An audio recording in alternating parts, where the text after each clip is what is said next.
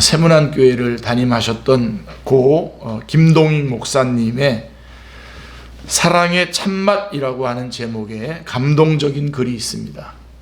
제가 너무나 좋아하는 글인데요. 한번 여러분에게 좀 소개해 드리겠습니다. 이미 여러분에게 이전에도 한번 소개한 적이 있습니다만은, 사랑의 참맛은 기다려본 뒤에야 알 수 있습니다. 화내는 사람, 신경질 부리는 사람을 속단하지 마십시오. 반드시 이유가 있습니다. 조금만 기다리십시오. 깊이 있는 사랑에는 기다림이 있습니다. 오해를 받는다는 것은 참기 어려운 일입니다. 그러나 변명보다는 진실된 발걸음을 그대로 계속하십시오. 때때로 당신이 상대하는 사람들이 상식을 벗어나고 제 욕심을 생각하여 밉게 굴 것입니다. 그래도 그 사람을 사랑하십시오. 당신이 좋은 일을 할 때에 어떤 사람들은 자랑하기 위해 한다고 뒷공론할 때가 있을 것입니다. 그래도 좋은 일을 계속하십시오. 당신이 바른 말을 하고 정의 편에 설 때에 당신을 가리켜 위선자라고 비평할 수 있습니다. 그래도 바른 쪽으로 가는 발걸음을 멈추지 마십시오. 당신의 사랑이 인정받지 못하고 오늘 베푼 당신의 착한 일이 내일은 잊혀지고 당신의 애정이 오해가 되어 돌아올지라도 바보인 척하고 그대로 사랑하십시오. 정직해서 손해를 보고 솔직해서 미움을 사고 순진해서 눈물 나는 일을 겪게 될 것입니다. 그래도 여전히 순진하고 솔직하고 정직하게 살아가십시오. 사랑은 본래 지는 편을 응원하는 마음을 가졌음에도 불구하고 실제로는 이긴 사람, 권력 잡은 사람, 돈 있는 편을 따르기 마련입니다. 그러나 당신은 본래의 마음대로 지는 편을 응원하십시오. 때때로 당신은 오늘까지 지은 집이 무너지는 경험을 할 것입니다. 그래도 억울해하지 마시고 다시 집을 지으십시오. 이미 완공된 집을 바라보는 기쁨보다는 집을 지어가는 그 보람이 더 클 것입니다. 당신의 도움을 필요로 하는 사람이 엉뚱하게도 당신을 공격하고 사랑을 요구하는 사람이 때를 쓰며 손을 잡아주기를 기다리는 사람들이 돌아앉아 있을 경우가 있습니다. 그래도 눈 감고 사랑하고 듣지 말고 도와주고 말없이 끌어안아 주십시오. 사랑은 차별하지 않습니다. 사랑은 사랑받을 만한 상대를 고르지 않습니다. 사랑은 교환 조건을 제시하지 않습니다. 당신의 호의와 사랑이 최선이었음에도 불구하고 당신이 생각하는 최하의 보상이 올 때도 있습니다. 그러나 보상이란 하나님이 내 마음속에 주시는 것이며 눈에 보이는 보상은 그다지 큰 것이 아닙니다. 주머니를 보고 사랑하는 사랑은 한 1년쯤 갑니다. 얼굴을 보고 사랑하는 것은 한 2년쯤 갑니다. 그러나 마음을 보고 사랑하는 것은 오래오래 갑니다. 그러니 당신도 사랑받을 만한 사람이 되려면 마음을 곱게 쓰십시오. 미워도 다시 한 번이란 말이 있듯이 사랑하십시오. 사랑을 무슨 열매를 따는 것처럼 생각하지 마시고 나무를 가꾸는 것처럼 생각하십시오. 모든 일에 치근히 여기는 마음, 무한한 애착을 가진 행위, 이것이 당신을 하나님의 사랑으로 성숙시켜 줄 것입니다. 제가 너무너무 감동받아서 이 글을 가지고 항상 여러분들을 위해서도 기도를 하기도 하고 그렇게 합니다. 사랑의 참맛입니다. 사랑의 참맛. 김동익 목사님, 세문안교회 담임하셨었죠. 자, 성경은 사랑에 대해서 말해주는데요. 고린도전서 13장 4절부터 7절에 보면 성경은 사랑에 대해서 말해주고 있습니다. 제가 쉬운 성경으로 읽어드릴게요. 사랑은 오래 참습니다. 사랑은 친절합니다. 사랑은 시기하지 않습니다. 사랑은 자랑하지 않습니다. 사랑은 교만하지 않습니다. 사랑은 무례히 행하지 않습니다. 무례히 행동하지 않습니다. 사랑은 자기 유익을 구하지 않습니다. 사랑은 쉽게 성내지 않습니다. 사랑은 원한을 품지 않습니다. 사랑은 불의를 기뻐하지 않고 진리와 함께 기뻐합니다. 사랑은 모든 것을 덮어주며 모든 것을 믿으며 모든 것을 소망하며 모든 것을 견뎌냅니다.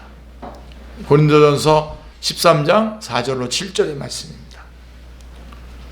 자, 신앙생활에 있어서 개인의 신앙의 중요성은 아무리 강조해도 지나치지 않습니다. 우리 개인 신앙이 참 좋아야 됩니다. 잘 가꿔야 됩니다. 자, 그렇다고 해서 예수님을 믿어서 복받고 혼자서 천국 가는 것이 신앙생활의 전부는 아닙니다. 개인 신앙 못지않게 중요한 것은 이 땅에 있는 거죠. 우리는 예수님 믿고 바로 천국 가는 게 아니라 우리는 예수님을 믿고 이 땅에 있습니다. 그래서 이 땅에서 다른 사람과의 관계 속에서 임하는 천국을 누리는 것, 이것도 개인 신앙 못지않게 너무나 중요합니다. 그래서 사랑이 중요한 겁니다. 오늘 말씀은, 오늘 마태복음 7장 1절로 12절의 말씀은 우리가 예수님의 제자로서 다른 사람과의 관계 속에서 이루어야 할 사랑에 관해서 세 가지 원칙을 제시하고 있습니다. 세 가지 원칙. 예수님이 가르쳐 주신 인간관계의 원칙들은 과연 무엇일까요? 자, 첫 번째가 뭐냐면 예수님은 비판하지 말라고 하십니다. 오늘 여러분 메시지가 많습니다. 중간중간에 몇 개의 메시지, 아주 진화한 메시지들이 있는데 여러분 꼭 붙잡으시기 바랍니다. 예수님은 비판하지 말라고 하십니다. 1절에 보시면, 마태복음 7장 1절에 보시면 비판을 받지 아니하려거든 비판하지 말라. 예, 비판은 본래 옳고 그름을 판단하는 것을 말합니다. 그래서 언론이나 학문에서의 비판은 꼭 필요합니다. 여러분, 언론의 사명은 비판 기능에 있다고 합니다. 또 비판이 없는 학문은 또 발전할 수가 없겠죠. 예. 자, 하지만 오늘 본문의 비판은 그런 공식적인 공적인 비판을 말하는 것이 아닙니다. 남을 헐뜯고 깎아내리는 것, 남의 뒤에서 욕하고 뒷담화하는 것, 이런 사적인 비판을 가리키는 것입니다. 자, 사람은 누군가를 비판하는 것을 본성적으로 즐깁니다. 예. 그것도 혼자서 하면 재미가 없기 때문에 몇 사람이 모여서 합니다. 예. 이런 그룹 하나 정도는 가지고 있습니까? 여러분 어떻습니까? 같이 비판하는 그런 그룹. 그러나 예수님은 제자들에게 이런 비판을 해서는 안 된다고 말씀하십니다. 자, 왜 그렇습니까? 자, 내가 비판하면 나도 비판을 받게 되기 때문입니다. 내가 촘촘한 잣대로 판단을 하면, 남을 판단하면 나도 촘촘한 잣대로 판단을 받을 것이기 때문입니다. 자, 누구에게 그런 비판을 받게 됩니까? 자, 먼저는 내가 비판한 그 대상으로부터 내가 비판을 받게 됩니다. 가는 말이 고와요, 오는 말이 곱죠. 예. 비판을 받은 상대방은 마음에 받은 상처를 되돌려 주려고 나를 헐뜯고 비난하게 됩니다. 자, 그리고 더 심각한 것은 뭐냐면, 자, 나를 비판한 그 대상으로부터 우리가 비판을 받는데, 비판을 하게 되면 더 심각한 것은 하나님으로부터 비판을 받게 된다는 것입니다. 자, 보세요. 사람을 판단하고 정죄할 수 있는 유일한 자격을 갖추신 분은 누굽니까? 하나님 한 분밖에 없죠. 바로 모든 인생의 재판장이신 하나님밖에는 없습니다. 그런데 만약 내가 다른 사람을 비판한다면 내가 하나님의 자리에 올라서게 되는 거죠. 내가 하나님의 자리에 앉겠다는 뜻이 되는 것이죠. 이것은 월권행위이기 때문에 하나님의 진노와 심판을 불러일으키게 되는 것입니다. 결국 비판은 자신이 속한 공동체를 허물고 마침내 자신을 망치는 행위이기 때문에 해서는 안 되는 일입니다. 우리 교회는 이게 많이 정착되어 있습니다. 이거 아주 굉장히 제가 중요하게 여기고 있기 때문이기도 합니다. 예. 자, 그런데도 비판하는 사람의 문제가 무엇입니까? 자, 이것이 하나님 월권행위이기 때문에 비판하면 안 되는데 그런데도 비판을 해요. 왜 그러는 걸까요? 문제가 뭘까요? 비판하는 사람의 문제는 남의 눈 속에 있는 티는 보면서 자신의 눈 속에 있는 들보는 보지 못한다는 것입니다. 그게 3절 말씀입니다. 그게. 예. 그리고 4절에 보면 자기 눈 속에는 들보는 그냥 둔 채로, 자기 눈 속에 있는 들보는 그냥 둔 채로 함부로 형제의 눈 속에 있는 티를 빼려고 한다는 것이죠. 이 사람은 겉으로는 티가 없는 척하지만 속에는 들보가 가득한 위선자입니다. 예. 비판하는 사람들은 다 그런 사람들. 먼저 자기 눈에서 들보부터 빼야 합니다. 자, 중요합니다. 자기 눈에서 들보부터 빼야 되고요. 그래야 자기 눈이 잘 보여서 남의 눈 속에 있는 티를 빼줄 수 있습니다. 두 가지입니다. 여기서 들보는 나에게 있는 큰 허물이나 실수를 말하는 겁니다. 큰 죄를 말하는 겁니다. 자기에게 있는. 예. 티는 상대방에게 있는 작은 허물이나 실수를 말하는 것입니다. 그러면 들보부터 뺀다는 말은 무슨 말일까요? 들보부터 뺀다는 말은 나에게 있는 큰 허물부터 고친다는 겁니다. 내 안에 있는 큰 허물부터 고친다는 거예요. 그렇게 한 후에 다른 사람의 작은 허물을 고칠 수 있습니다. 자, 여기서 예수님께서 강조하려고 하는 바가 무엇일까요? 자, 비판 자체도 문제지만요, 비판할 때 갖는 그 이중잣대가 더 문제입니다. 예. 내로남불이라고 그러죠. 내로남불. 내가 하면 로맨스, 다른 사람이 하면 불륜. 예. 이렇게 자신을 판단하는 기준과 상대를 판단하는 기준이 완전히 달라요. 자기에게는 아주 느슨한 기준을 적용하지만 상대에게는 엄청 까다로운 기준을 적용합니다. 자, 이제부터 중요합니다, 여러분. 그러면 우리가 어떻게 자기 눈의 들보부터 깨닫고 뺄 수 있을까요? 자기 눈 안에 있는 들보를 어떻게 보고 깨달을 수 있을까요? 거울을 봐야죠. 거울을 봐야죠. 자, 우리의 거울은 뭡니까? 하나님의 말씀입니다. 아멘. 하나님의 말씀은 우리 자신을 살펴보게 하는 거울입니다. 아멘. 바리새인들은 하나님의 말씀을 비난과 정죄의 도구로 썼어요. 자기네들이 안 하나님의 말씀을 가지고 다른 사람을 비난하고 비판하는 일에 사용했습니다. 그러나 하나님이 우리에게 말씀을 주신 것은 정죄하라고 주신 것이 아니라 먼저 자신을 돌아보고 고치라고 주신 말씀인 것입니다. 예. 아멘이 없네요. 아멘. 말씀의 거울 앞에 서서 자신을 돌아보고 회개하여 고치면 눈에서 들보가 나오죠. 그래서 여러분, 성경 공부가 그래서 너무나 중요한 겁니다. 성경 공부와 성경 읽기와 성경 묵상과 이것이 그렇게 중요한 겁니다, 여러분. 이거를 그냥 어떤 무슨 종교행위라고 그러고, 한때 우리나라에는 이런 것들은 이런 것들은 너무 고리타분하니까 뭐 열린 예배 그래가지고 막 뭐 사람들이 그냥 들뜨게 해가지고 막 분위기로 몰아가려고 하는 그런 분위기가 있었어요. 예. 그게 잠잠해지면서 그 앞에 것도 같이 잠잠해져 버렸어요. 말씀 공부와 또 교리 공부를 하고 또 그런 거는 웨스트민스터 신앙고백서 같은 그런 공부들을 하고 그러는 것들이 같이 사라져 버렸어요. 다 같이. 그러니까 자기 눈에 있는 들보는 못 보는 겁니다. 교회는 다니는데 여전히 입에서는 다른 사람을 비판하고 자기가 좀 몇 가지 좀 알면 그거 가지고 다른 사람을 비판하고 그러는 거죠. 성경 공부, 말씀 묵상. 예. 그래서 거울 앞에 서서, 말씀의 거울 앞에 서서 자신을 돌아보고 회개해서 고치면 눈에서 들보가 나오는 거죠. 눈이 편해집니다. 눈이 편해지고 밝아집니다. 아멘. 그런 후에 다른 사람의 눈에 있는 티를 밝히 보고 빼줄 수 있는 겁니다.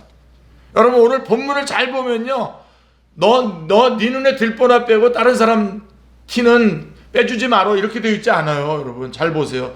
자신의 눈에 들보를 빼고 저 사람의 티를 빼주라는 겁니다. 자, 이런 사람만이 우리 주님의 좋은 제자가 될 수 있습니다. 자기 눈에 있는 들보를 빼고 그 다음에 다른 사람의 티를 빼줄 수 있어야 됩니다.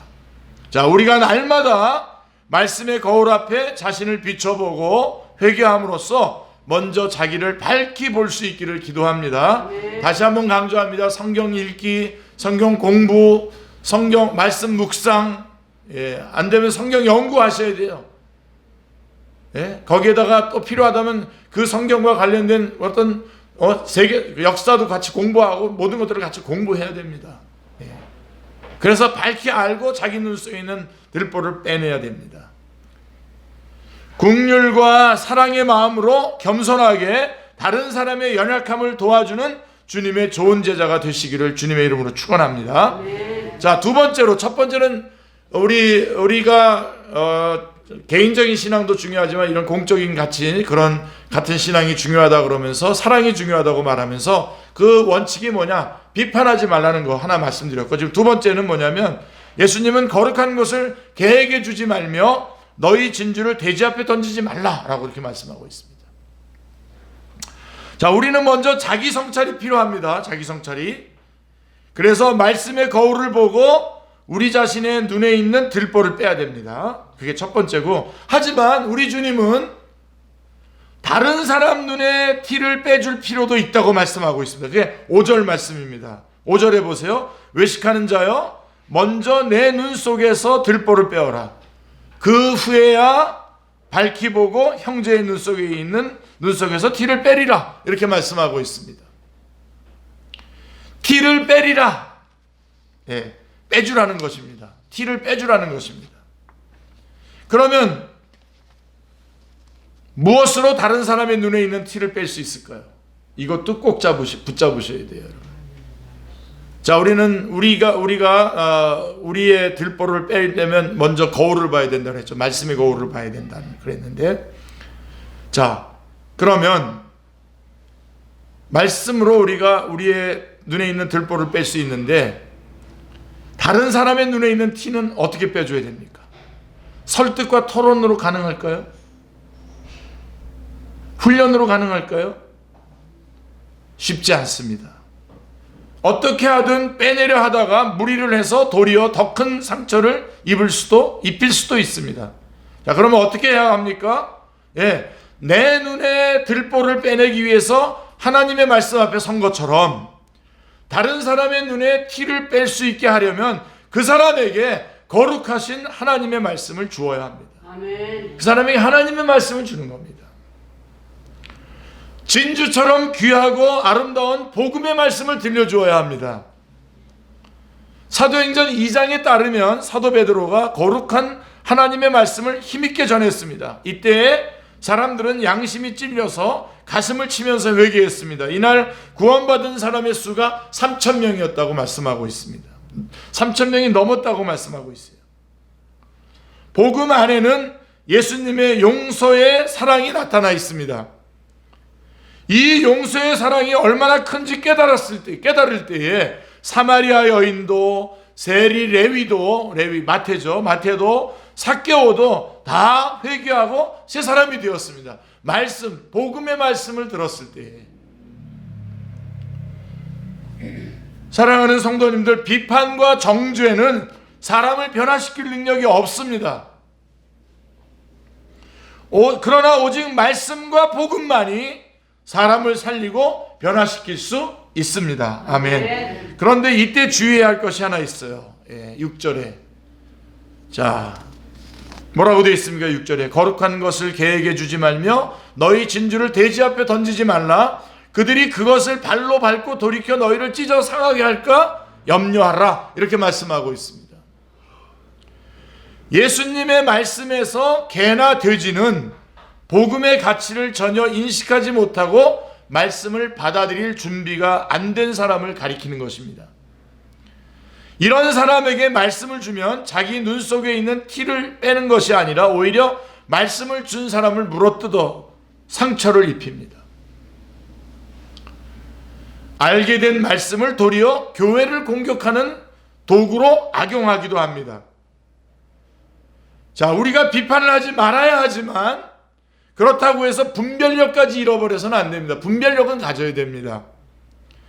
교회를 허물려고 하는 자들을 용납해서는 안 됩니다. 악의적으로 복음을 훼손하는 자들을 경계해야 마땅합니다. 그렇죠? 이단이라든가. 그렇지 않은 사상이라든가 이념이라든가 이런 것들이 차단해야 됩니다. 그런 분별력은 우리가 가져야 됩니다. 그래야 거룩한 하나님의 교회와 진주처럼 귀하고 아름다운 참된 복음을 수호할 수 있기 때문입니다. 아멘. 특히 악한 이단으로부터 우리 양들과 자녀들과 그리고 우리 자신을 잘 지켜야 하겠습니다. 아멘. 자, 그 다음에 세 번째로 우리 주님께서 우리가 공적인 이런 그 공동체 안에서의 신앙생활을 통해서 사랑을 해야 되는데, 그 원칙 가운데 세 번째가 뭐냐면, 자, 첫 번째는 비판하지 말라는 거고, 두 번째는 분별력을 가지라는 거잖아요. 그리고 세 번째는 뭐냐면, 무엇이든지 남에게 대접을 받고자 하는 대로 너희도 남을 대접하라고 말씀하고 계십니다. 7절 8절에 보시면, 구하라 그러면 너에게 주실 것이요, 찾으라 그러면 찾아낼 것이요, 문을 두드리라 그리하면 너에게 열릴 것이니 구하는 이마다 받을 것이요, 찾는 이는 찾아낼 것이요, 두드리는 이에게는 열릴 것이니라. 자, 이 말씀은 기도에 대한 교훈으로 많이 인용되는 본문입니다. 인간관계 속에서 제자의 의에 관한 말씀을 하시다가 왜 갑자기 기도를 언급하실까요? 자, 그런데 여러분, 산상수훈의 맥락에서 잘 보시면 기도에 대한 이야기는 6장에서 좀 얘기했어요. 지금. 그리고 7장은 지금 기도에 관한 말씀을 하는 것 같지만, 산상수훈의 맥락 속에서 보면 이 말씀은 우리가 드리는 기도의 강조점이 있는 것이 아니라, 그보다는 그 기도를 응답하시는 하나님이 어떤 분이신가에 강조점이 있습니다. 예. 사람들은 대개 자신에게는 관대한 반면에 다른 사람에게는 인색한 편이죠. 인색합니다. 예. 구해도 잘 주지 않고 문을 두드려도 잘 열어주지 않습니다. 그러나 하나님 아버지는 다릅니다. 구하는 자에게 언제든지 주시고 문을 두드리는 자에게 기꺼이 열어주십니다. 아멘이죠. 예. 하나님은 당신의 자녀들에게 너그럽게 주는 것을 기뻐하시는 분이십니다. 게다가 주실 때마다 항상 가장 좋은 것, 최선의 것으로 주십니다. 아멘. 자, 이 마음은 이런 마음은 모든 아버지들의 마음이기도 합니다. 예, 잘 능력이 없어서 잘 그렇게 하진 못하지만 능력만 있다면 그렇게 하기를 원합니다. 한 분이 자신이 아버지가 되었다는 것을 실감하게 된 일에 대해서 이렇게 말했어요.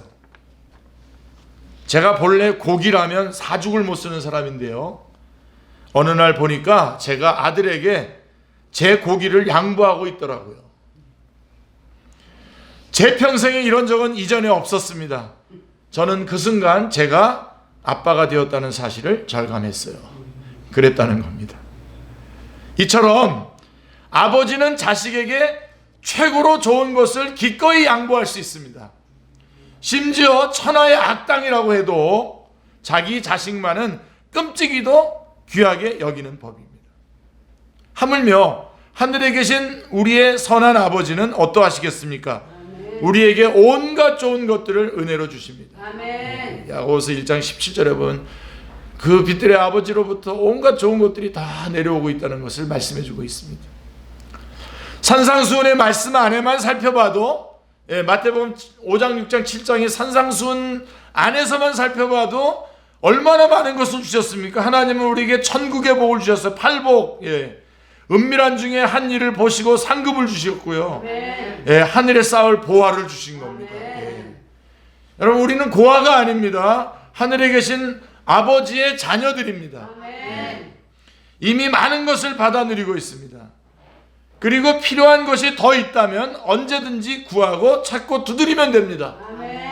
그러면 모든 선한 것을 하나님 아버지로부터 받는 것입니다. 아멘. 자, 그러면 여기서 여러분들이 우리가 이제 붙잡아야 되는 게 무엇이에요? 그러면 이렇게 아낌없이 퍼주시는 하늘 아버지의 자녀인 우리는 어떻게 해야 됩니까? 다른 사람들을 어떻게 대해야 하겠습니까?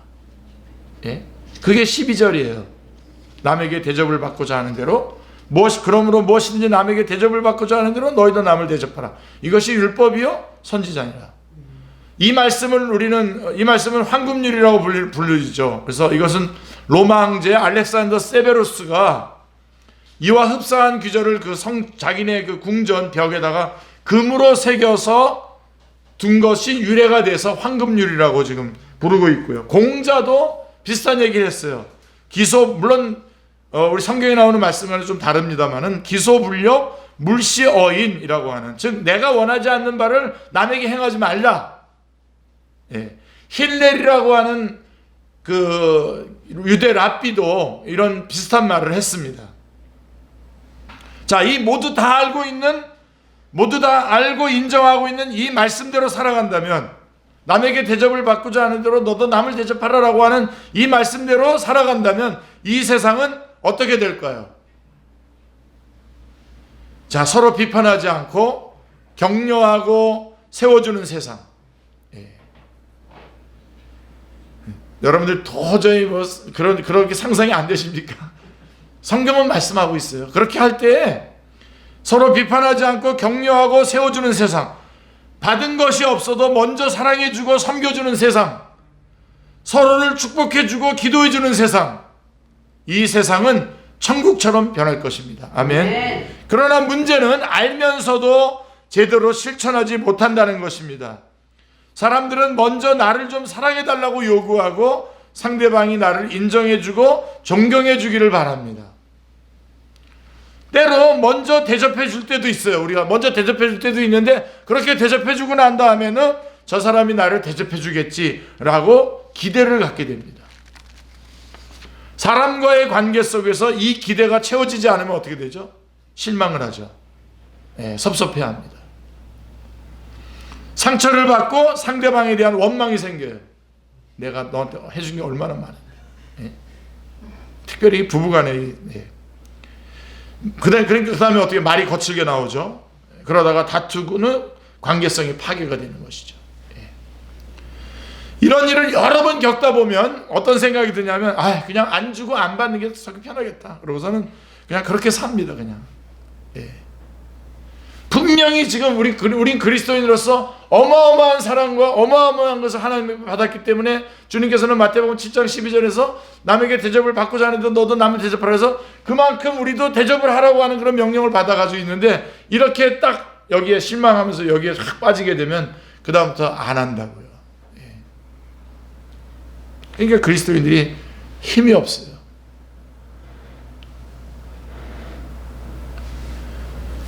이렇게 대접을 받기 위해 대접한다면 우리가 천국을 이룰 수 있겠습니까? 이런 식으로는 불가능합니다. 예수님의 제자가 천국 생활을 하려면 대접을 받고자 하는 마음을, 그것부터 버려야 됩니다. 오늘 저는 아주 분명하게 여러분 단호하게 선포합니다. 그것부터 버리셔야 됩니다. 이렇게 가서 왜 잘 안 보이니? 이런 뭐 이렇게 얼마나 많아요. 대접받고 싶었던 것들이 많았는데 그거 못 받았다는 거예요. 다. 여러분, 우리 하나님으로부터 다 받았잖아요. 예? 아멘. 이제는 얼마나 더 많이 베풀기 싸움인 것입니다. 우리의 신앙생활이라고 하는 것은. 예. 근데 아직도 꽁 해가지고 뭔가를 저가 내가 대해준 대로 안 대해줬다고 해서 그렇게 하고 있는 거죠. 참 안타깝습니다. 이런 설교를 하게 되면 이게 율법주의로 가는 것처럼 가는 거죠. 그게 아니에요, 여러분. 우리가 이렇게 제가 주장할 수 있는 근거가 뭐냐면, 하나님께서 우리에게 주셨고요, 다 주셨고요. 그 다음에 여러분, 다 주셨다는 확증으로 뭘 주셨어요? 예수 그리스도를 주셨잖아요. 아멘. 예. 그래서 부부간에도 그리스도께서 교회를 사랑한 것처럼 남편은 교회를 사랑하는 것처럼 아내를 사랑해야 됩니다. 예. 그쪽만 얘기할게요. 이쪽은 또 알아서 하시고요. 예.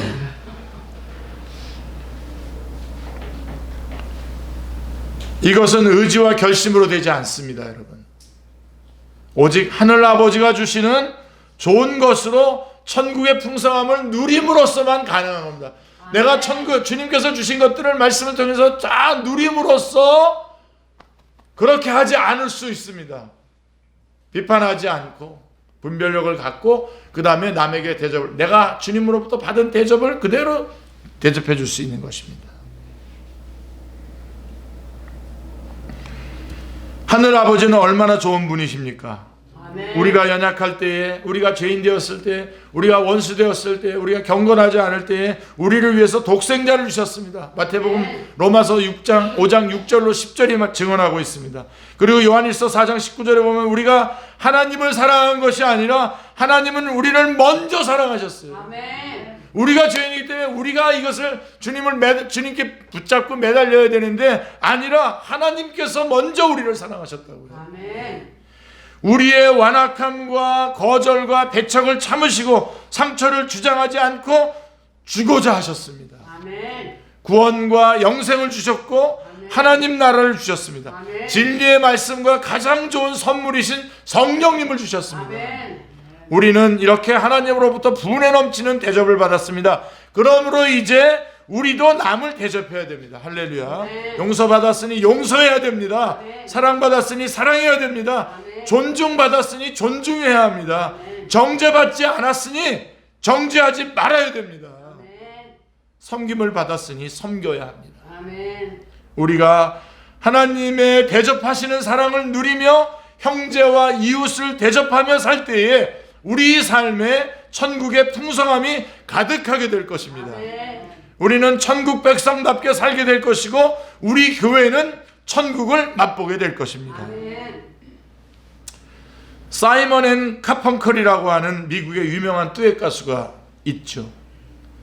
이들의 대표곡이 험한 세상의 다리가 되어 브릿지 오버 트러블드 워터라고 하는 곡입니다. 1절 가사가 이렇게 돼 있어요. 그대 지치고 초라하게 느껴져서 그대 눈에 눈물 고이면 제가 모두 닦아드리겠어요. 전 그대 편이에요.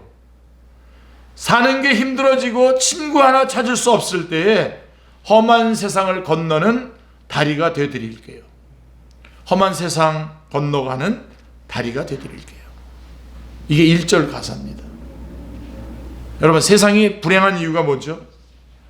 이런 다리가 되기보다는 뭐가 되는? 벽이 되는 겁니다. 벽. 예수님은 험한 세상의 다리가 되기 위해서 오셨습니다. 아멘. 십자가가 바로 그 다리입니다. 아멘. 그 다리를 통해 우리는 하나님의 자녀가 되었고 하나님으로부터 선한 것을 받아 누리고 있습니다. 그러므로 이제 우리도 남을 대접하고 섬길 수 있기를 기도합니다. 아멘. 이로써 우리 각 사람과 우리 모임이 이 험한 세상의 다리가 될 수 있기를 기도합니다. 아멘. 그런데요, 여러분, 하나만 꼭 잊지 말아주세요. 저는 설교 다 마쳤지만 하나 더. 하나님이 우리에게 뭔가를 명령하실 때에, 예를 들면 비판하지 말라라고 명령하실 때에 항상 그 명령과 함께 능력도 따라온다는 사실을 절대로 놓치지 마시기 바랍니다. 아멘. 여러분이 혼자 막 그것 때문에 버둥거리다가 했는데도 안 되게 하시는 분이 아니라 우리에게 명령하실 때에는 능력도 함께 같이 우리에게 주신다는 사실을 기억하시고 험한 세상에서 여러분 서로서로에게 다리가 되어 주시기를, 정말 우리 축제교회 성도들은 한 사람 한 사람 살펴보면 지금 험한 길을 걷고 있는 분들이 많지 않습니까? 거기에 여러분들이 다리가 되어드리는, 같이 서로 다리가 되어드릴 때 우리 축제 공동체가 천국이 될 것이고 이것이 퍼져나가서 땅끝까지 그러한 아름다운 역사들이 일어나게 될 줄로 믿습니다. 기도하겠습니다. 하나님 아버지, 너무나 감사합니다. 오늘도 저희들을 복된 주일 주님 앞에 나와 예배드릴 수 있게 해주신 것, 하나님, 사단이 얼마나 많은 공격을 하면서 이 예배를 방해했습니까? 그리고 이 예배가 드려질 때에 그것이 얼마나 귀중합니까? 하나님, 그러한 예배 가운데 저희들을 참여케 해주시고 주님을 예배하게 해주시니 오니 하나님 감사합니다. 이 시간 말씀 주신 대로 하나님, 저희가 하나님께로부터 받은 그 어마어마한 것들을 받아 누림으로 풍성함을 가지고 우리 다른 영혼들을, 다른 사람들을 잘 섬기고 도와주고 기도해주고 축복해주는 복된 자리에 매일매일 매순간 매순간 서게 하여 주옵소서. 주 예수 그리스도의 이름으로 기도드리옵나이다. 아멘.